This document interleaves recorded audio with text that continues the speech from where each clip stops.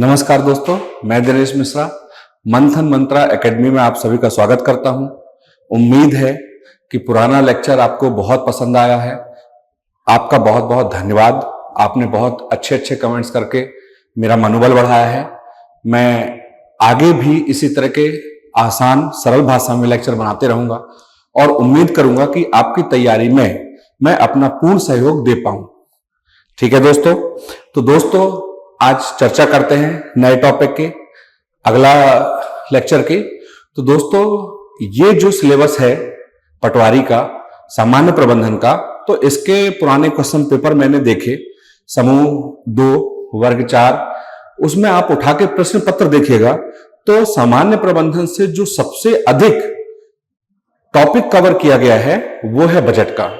तो मैंने सोचा कि क्यों ना सबसे पहले वो टॉपिक उठाया जाए जो सर्वाधिक महत्वपूर्ण है और आपको पढ़ने में भी मजा आएगा। तो दोस्तों आज का हमारा बजट का जो लेक्चर नंबर 2 है वो कौन सा है? बजट। सबसे पहले मैं बता देना चाहता हूं कि जो सामान्य प्रबंधन है, यहां बजट कहां पर बैठता है, कहां पर है हमारा बजट। तो थोड़ी सा समझ लो दोस्तों कि मैंने बताया था कि प्रशासन या किसी संगठन के अंदर ही प्रबंधन का कार्य होता है। ये पहले लेक्चर में पढ़ा था। तो मान लो ये कोई संगठन है, क्लियर है, और ये संगठन में बहुत सारे आदमी काम करते हैं, एम्प्लॉय काम करते हैं कोई ना कोई उद्देश्य की प्राप्ति के लिए।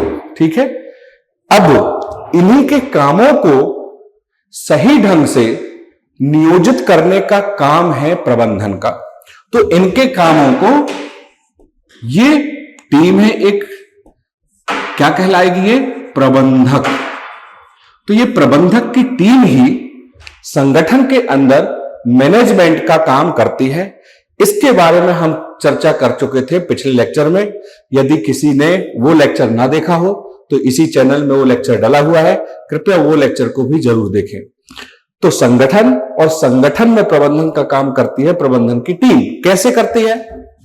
तो मैंने बताया था कि इस काम के लिए वो बहुत सारे सिद्धांतों को अपनाती है, चाहे वो सिद्धांत कला से आए हो या सिद्धांत वैज्ञानिक हो। और ये सिद्धांत लागू करने के 3 तरीके होते हैं। इन तरीकों को कहा जाता है शैली, प्रबंधन की शैली, और ये कहलाते हैं प्रबंधन के सिद्धांत।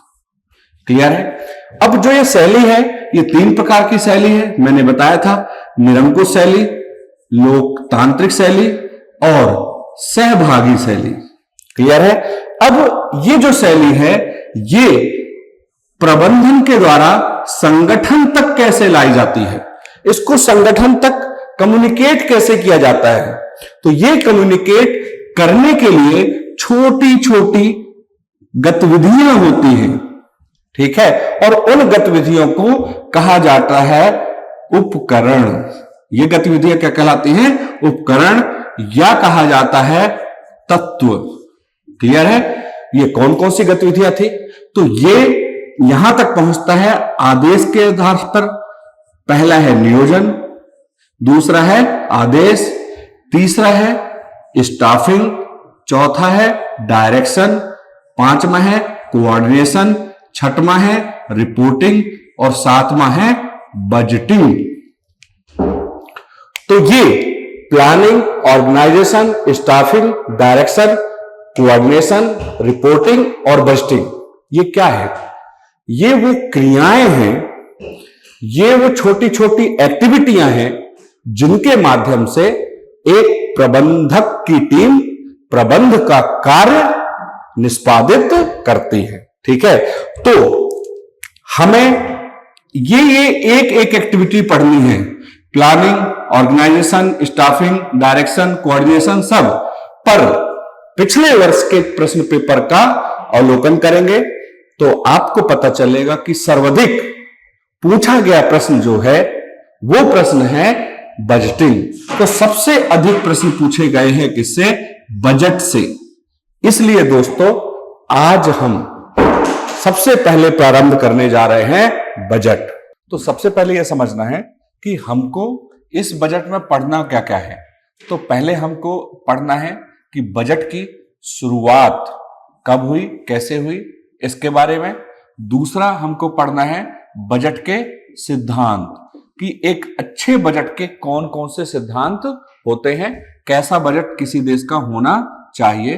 फिर हम पढ़ते हैं बजट के प्रकार, ठीक है, कितने प्रकार का बजट होता है। बजट लाइन आइटम बजट होता है, निष्पादन बजट होता है, PPBS, programme plan budgeting system और जीरो बेस बजटिंग सिस्टम, इस प्रकार के बजट पाए जाते हैं। इसके बाद हमको पढ़ना है मुख्य रूप से बजट की प्रक्रिया। क्या देखना है हमको? बजट की प्रक्रिया। और लास्ट में हमको देखना है बजट का महत्व। क्लियर है?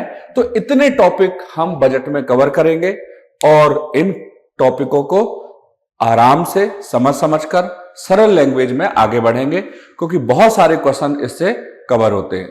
सबसे पहले सिद्धांत समझने के पहले, बजट के प्रकार समझने के पहले, मुझे लगता है कि सबसे पहले समझना चाहिए बजट निर्माण की प्रक्रिया।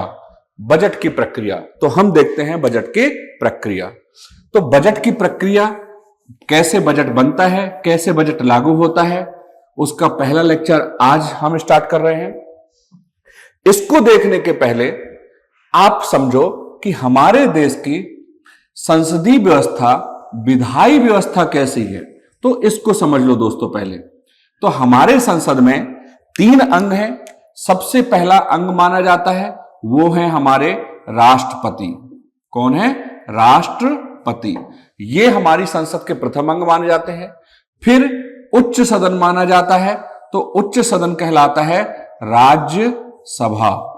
उच्च सदन कहलाती है राज्यसभा और लोअर सदन कहलाती है हमारी लोकसभा।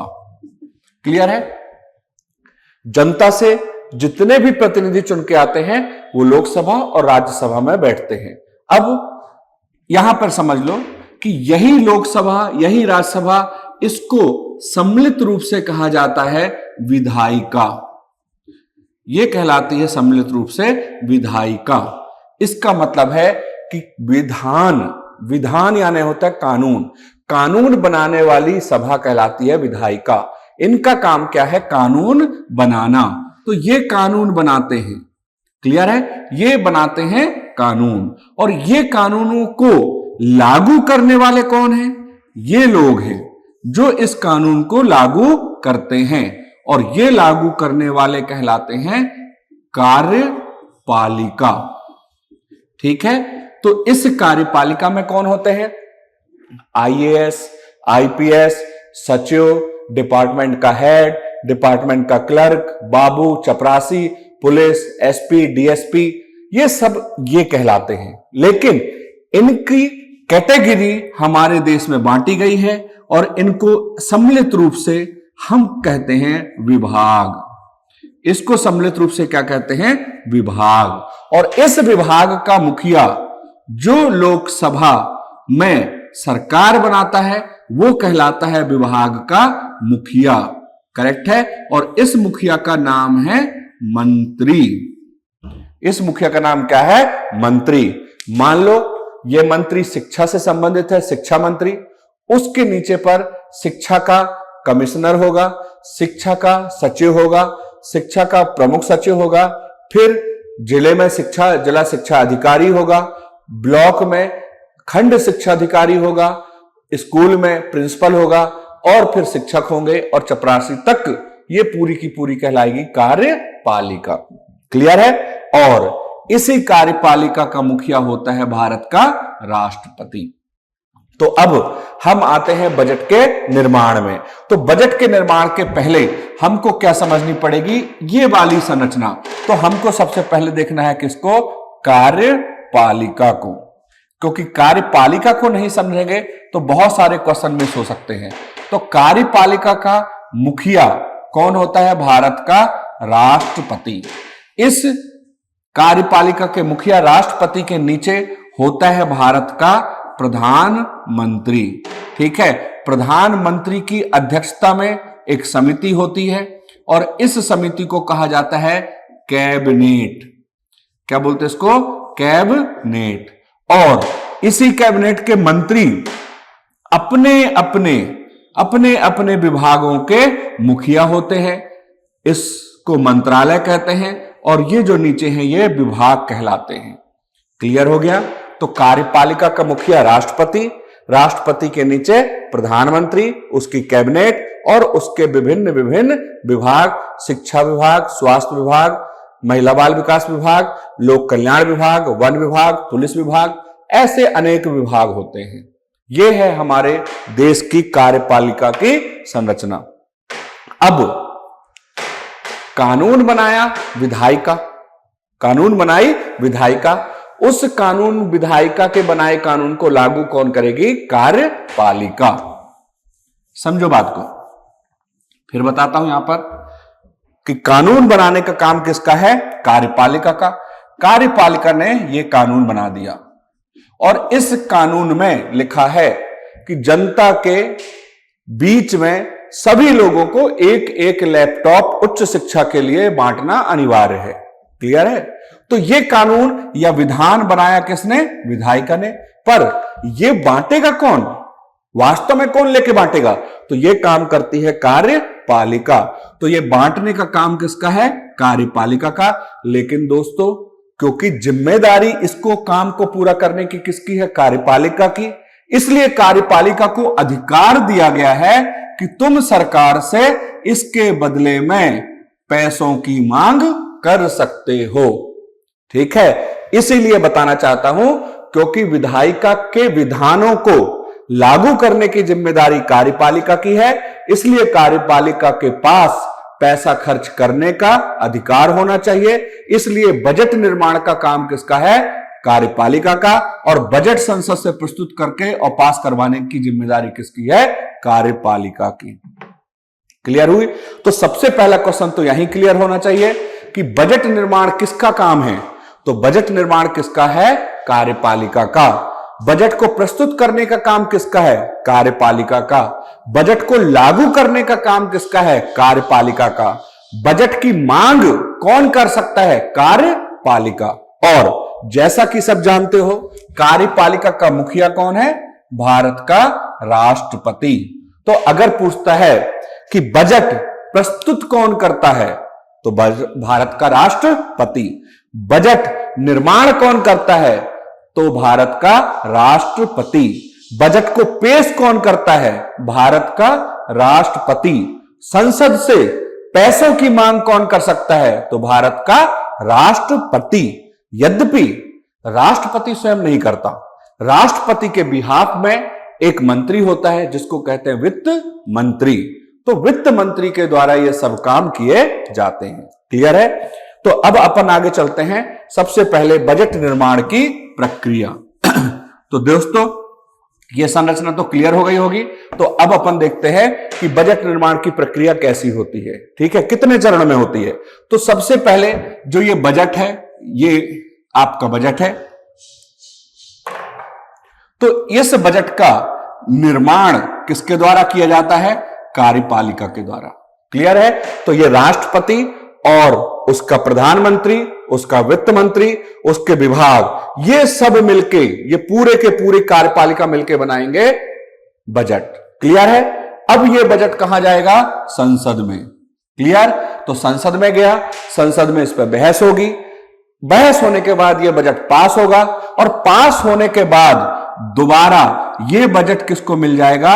विभागों को। बजट कहां पहुंच गया? विभागों के पास। क्यों पहुंच गया? क्योंकि यह बजट का खर्चा वास्तव में किसके द्वारा किया जाएगा?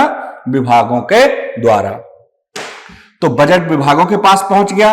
विभाग इस बजट को खर्च करेंगे, जनता के लिए सामान लेंगे, योजनाओं का निर्माण करेंगे, काम करेंगे। और इसके बाद ये जो लोग हैं, ये एक बुक में, एक पुस्तिका में जितना बजट का खर्चा है उसका पाई पाई का हिसाब रखेंगे।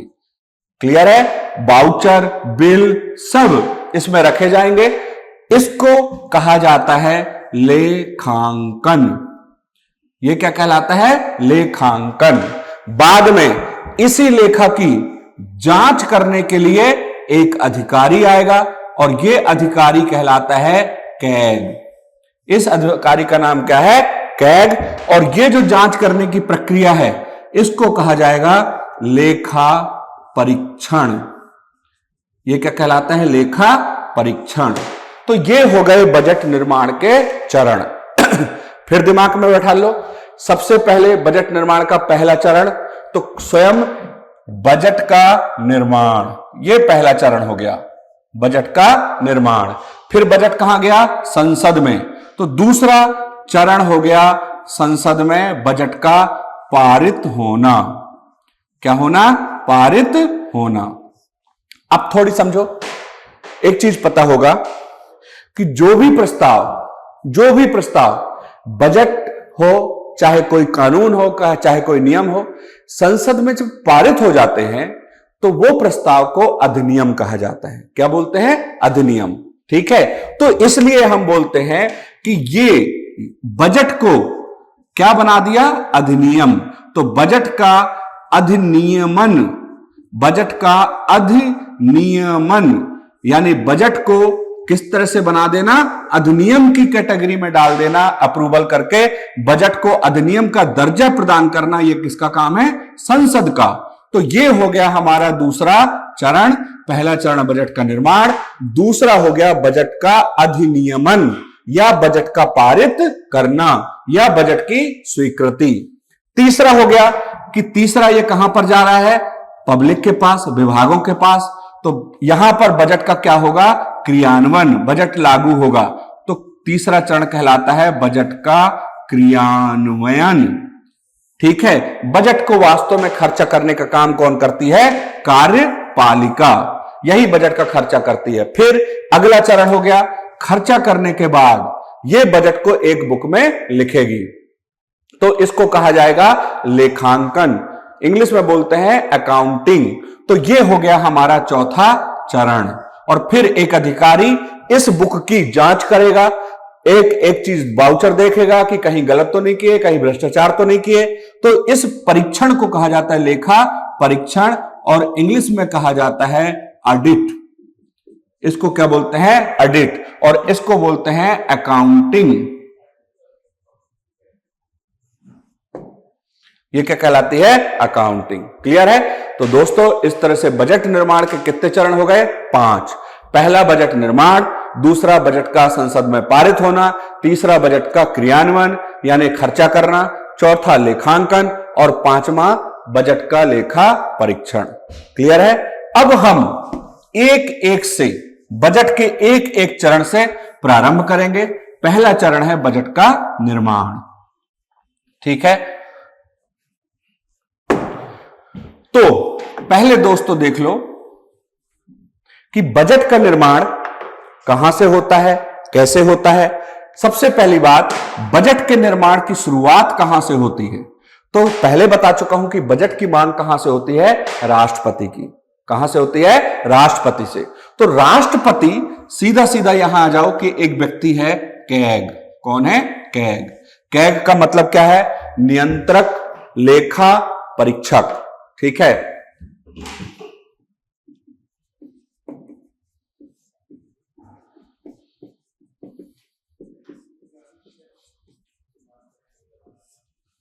क्लियर हो गया दोस्तों? तो ये होता है नियंत्रक महालेखा परीक्षक।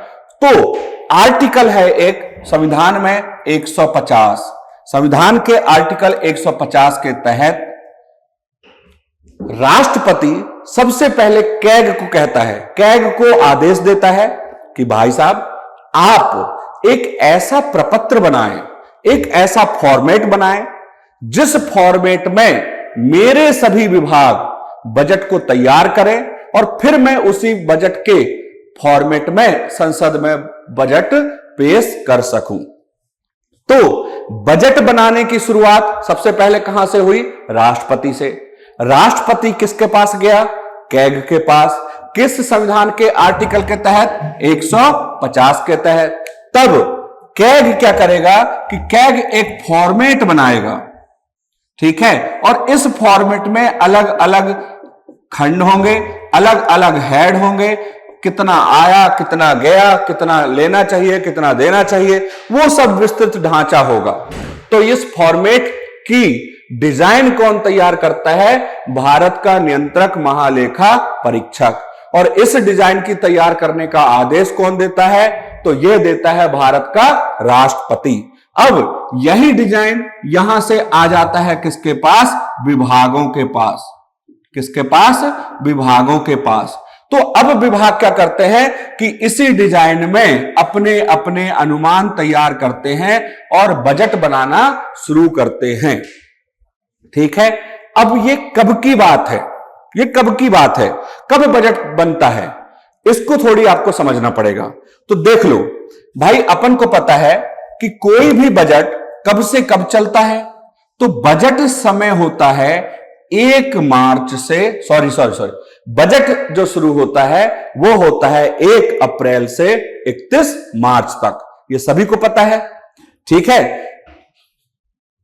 तो बजट लागू होता है 1 अप्रैल से 31 मार्च तक। मान लो ये सन है 2021 और ये साल है 2022।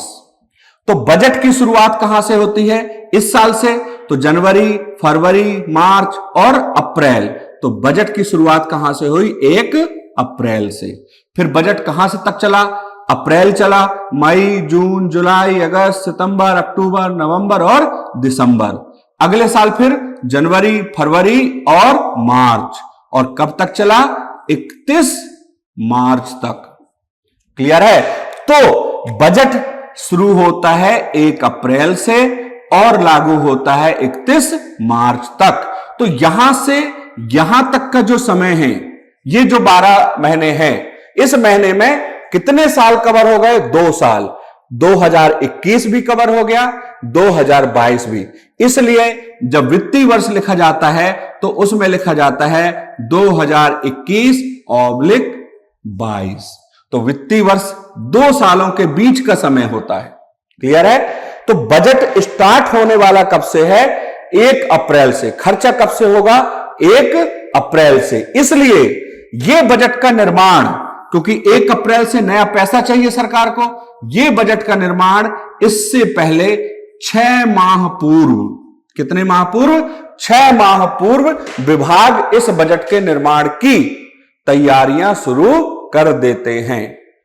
अब हिसाब लगा लो कि ये 6 महीने पूर्व का मतलब क्या हुआ?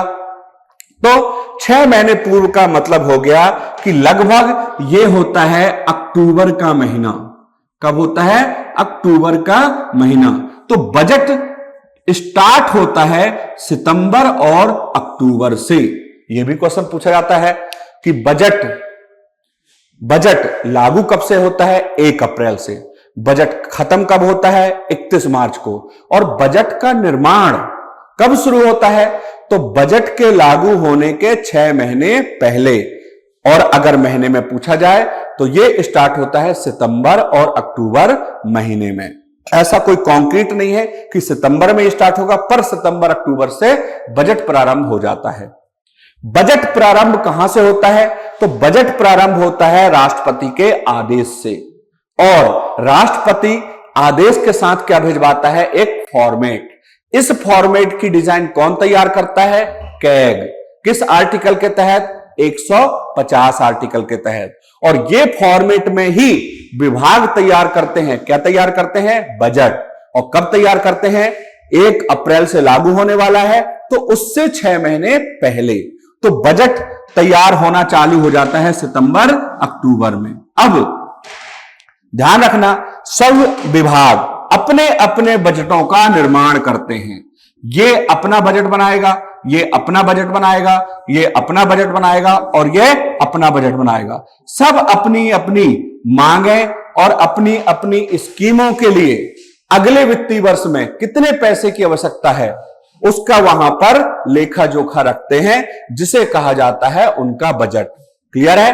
अब मान लो ये शिक्षा विभाग है, ये स्वास्थ्य विभाग है, ये रेलवे विभाग है। तो इस तरह से सब विभाग के मंत्री अपना अपना बजट इकट्ठा करेंगे, अपने अपने विभागों के आए हुए अनुमानों को इकट्ठा करेंगे। ठीक है? और अपना अपना विभाग का एक बजट बनाएंगे।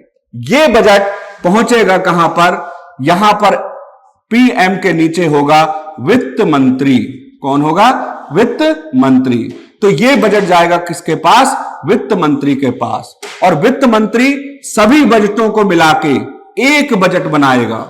ठीक है, तो सभी बजटों को एकजाई करने का काम किसके द्वारा किया जाता है? वित्त मंत्रालय के द्वारा, वित्त मंत्री के द्वारा। लेकिन जो क्वेश्चन बनते हैं, ध्यान रखना कि ये जो एकजाई करता है, एकजाई करने के पहले ये इन विभागों की जो मांगे हैं उन मांगों में कटौती करना शुरू कर देता है। ठीक है, पर जो कटौती करता है वो कटौती होती है नीतिगत। कैसी कटौती होती है? नीतिगत। यहां पर ये मेल खाता है नीतियों से। समझना बात को।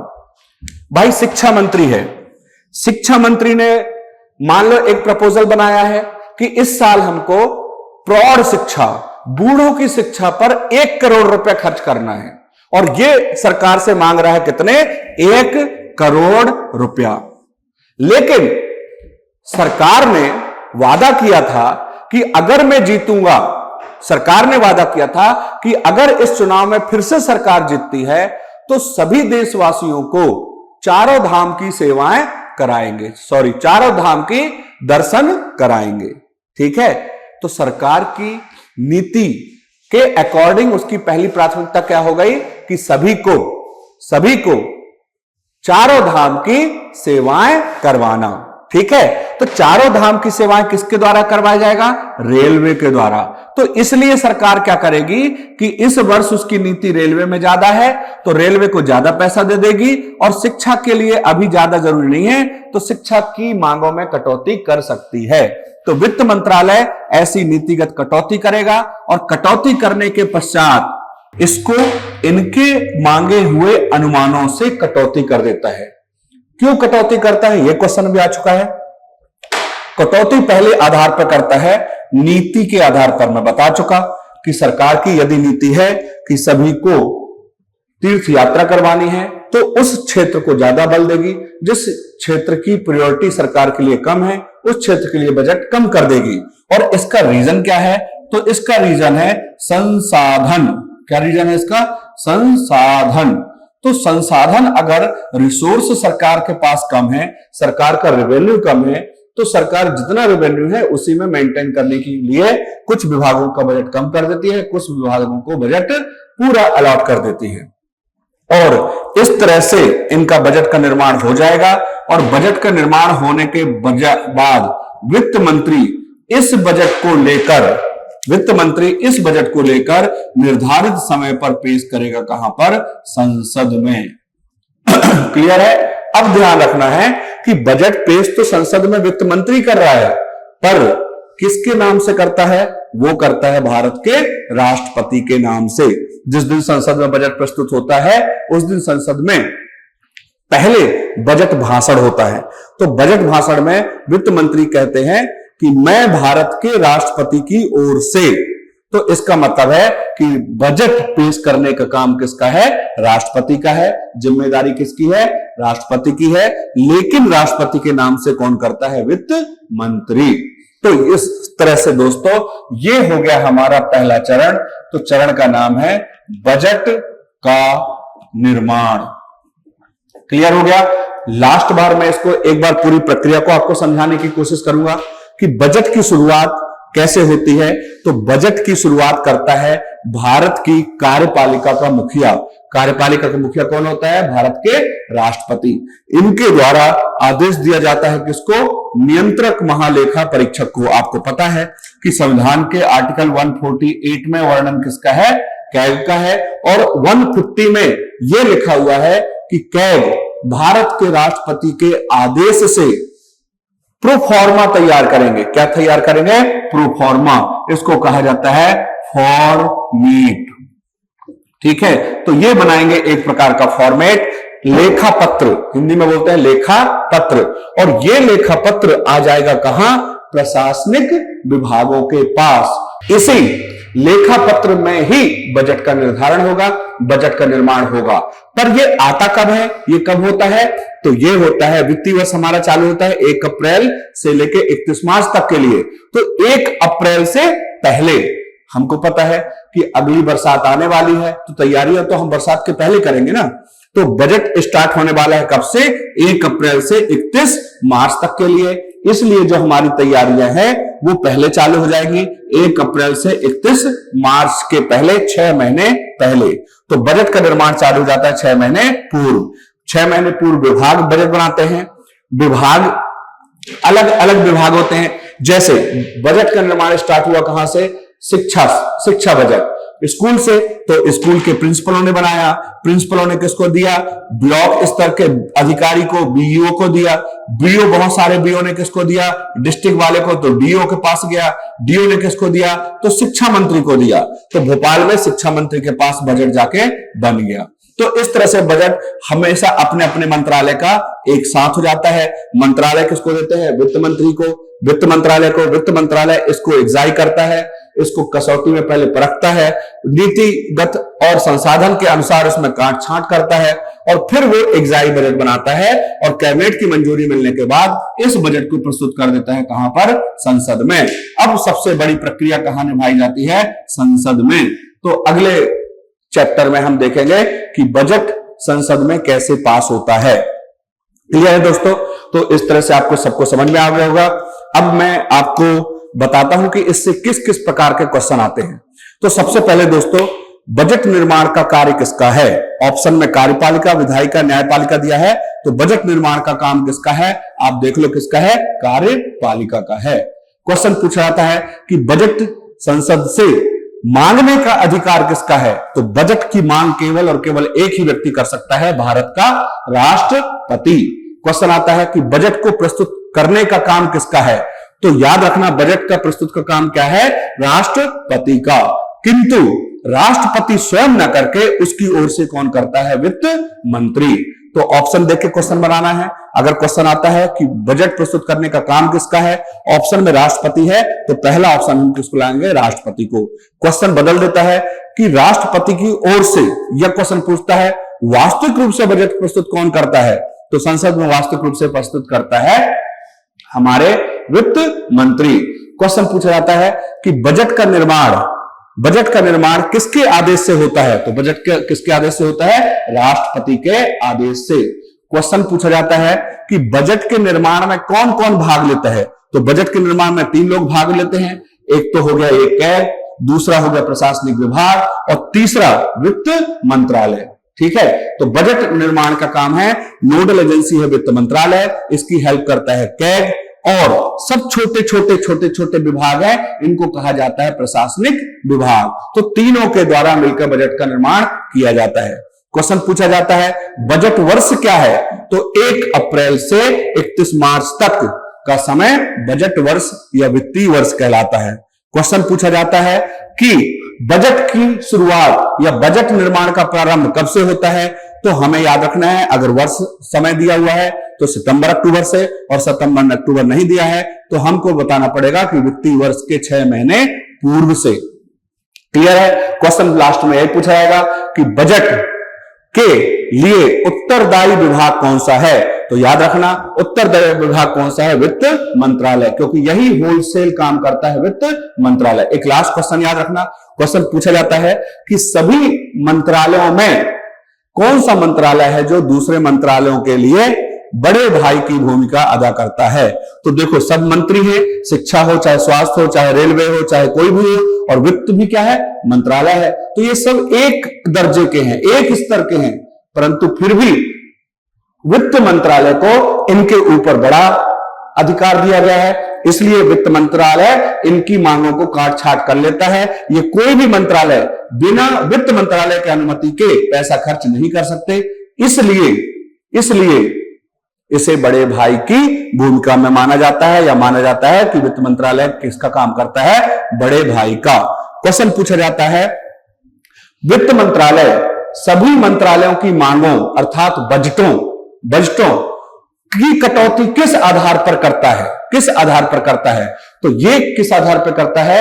सरकार की नीति के आधार पर और दूसरा उपलब्ध संसाधन के आधार पर। कितना संसाधन उसके पास है और सरकार की नीतियां क्या है। दोस्तों अब एक लास्ट क्वेश्चन मैं बताना चाहूंगा, उसको समझाना चाहूंगा कि जो हम बजट प्रस्तुत करते हैं, ठीक है, एक शब्द समझ लेना बहुत आवश्यक है आपको बजट समझने में, कि जो हम बजट प्रस्तुत करते हैं तो इस बजट में दो पार्ट होते हैं, पार्ट ए और पार्ट बी। क्लियर है? जो पार्ट ए है वो क्या होता है? पार्ट ए होता है पिछले वर्ष की समीक्षा। क्या होती है? पिछले वर्ष की समीक्षा।